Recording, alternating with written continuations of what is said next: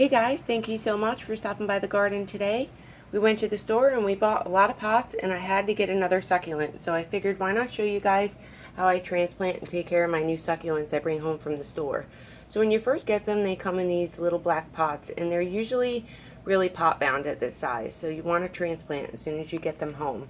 If not, within a couple of days or at least a week. And we're going to pot it in some nice Miracle-Gro cactus, palm, and citrus mix.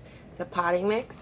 Going to take our little recycled cup here. I love to recycle any type of plastic I can for scoopers or trays underneath my containers I use them for. We're just going to fill this up with succulent soil. You want to make sure it stays dry. You don't want this soil to be wet when you're transplanting succulents. You don't want to water this plant before you transplant like a regular plant. You want to let it stay dry and transplant that succulent when it's dry, because you don't want to expose any of these roots to water. It can set rot in the stem and the leaves and then rot out your succulent. So after we transplant, we usually don't water for about a good week or so. I'd say at least 4 days I don't water. If you live in a really hot climate and it's really deflated your plant, this one's pretty plump, so I'm not too worried about it. The leaves were nice and plump. It's actually taken care of pretty good. And you can see how root balled it is. It's dry, so we're just going to go ahead. Yes, some of these roots are probably going to break as we're taking this apart. Any leaves that fall off, you can go ahead and save. But as we're breaking this up, the roots are going to go ahead and separate, so we can go ahead and transplant it in this pot right here. And you don't want to water after, because if you do water, what tends to happen is they're going to become overwatered, and that water is going to get in the roots and tend to rot the roots out. And we don't want that.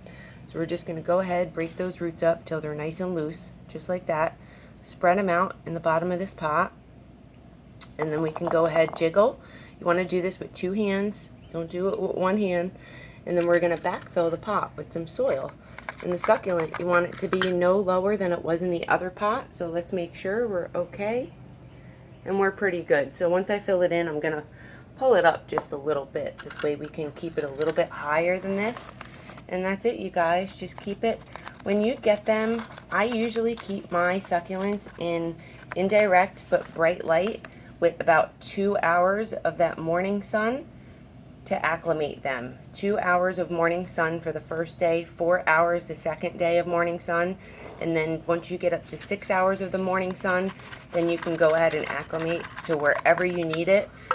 Just in eastern facing exposure seems pretty good for me here. I usually acclimate them in an eastern facing exposure first, or outside of my lanai here in at least 2 hours of sun the first day, 4 hours the next day, 6 hours the day after that. Always increase by 2.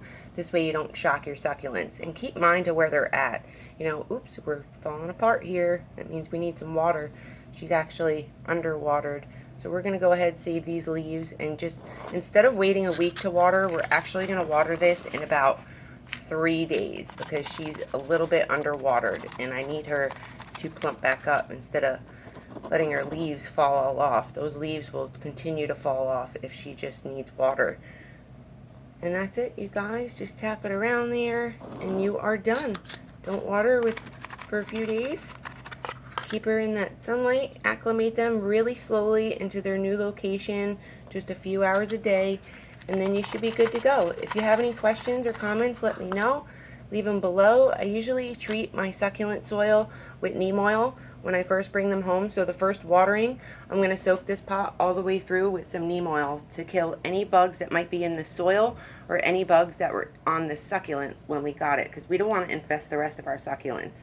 They're doing really well here. And that's it, you guys. I hope you enjoyed this video. Thank you so much for being here. I'll see you next time out in the garden. Bye-bye.